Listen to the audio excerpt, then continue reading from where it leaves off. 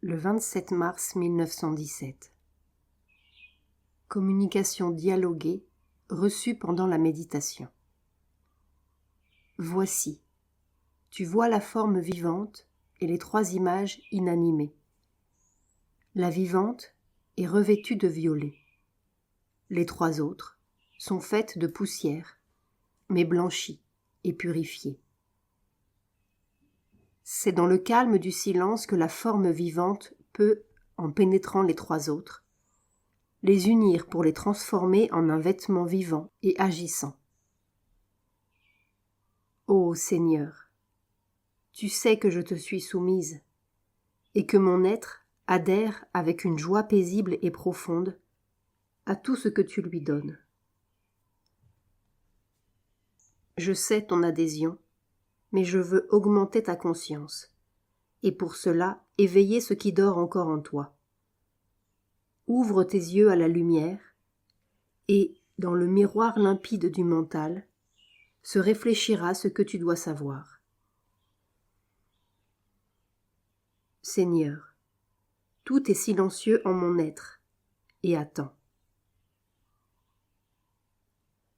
Cogne à la porte de la conscience, et la porte te sera ouverte.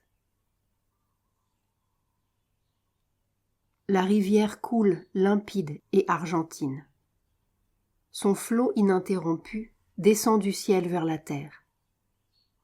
Mais que veux-tu me dire que je doive comprendre? Ton silence n'est point encore assez profond. Quelque chose remue dans ton esprit. Le feu de l'âme doit se voir à travers les voiles de la manifestation. Mais ces voiles doivent être nets et précis, comme des mots tracés sur un écran lumineux. Et tout cela doit être conservé dans la pureté de ton cœur, comme la prairie ensemencée est ensevelie et protégée sous la neige. Maintenant que tu as semé les grains dans le champ, que tu as tracé les signes sur l'écran, tu peux retourner dans ton calme silence. Tu peux remonter dans ta calme retraite pour te retremper dans la conscience plus profonde et plus vraie. Tu peux oublier ta personnalité et retrouver le charme de l'universel. Que la paix soit sur toi en ces heures de repos. Mais n'oublie pas le réveil qui sonnera bientôt. Tu souriras pourtant à ton destin qui parle. Ton cœur utilisera la force qui revient. Tu seras le bûcheron qui attache le fagot.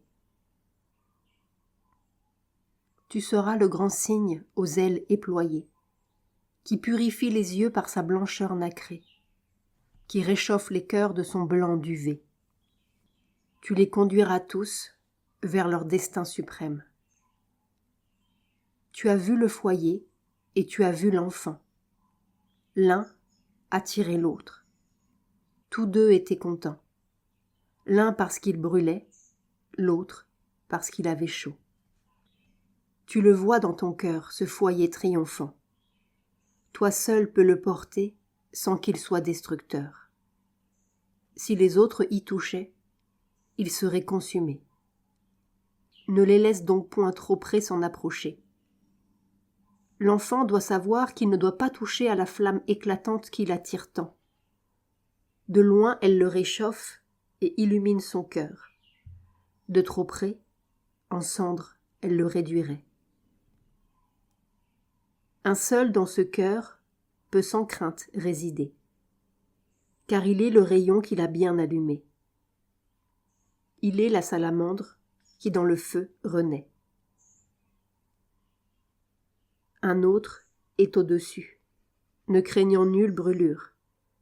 C'est le phénix immaculé, l'oiseau venu du ciel, qui sait y retourner. L'un est le pouvoir de réalisation, l'autre est la lumière, et le troisième, la conscience souveraine.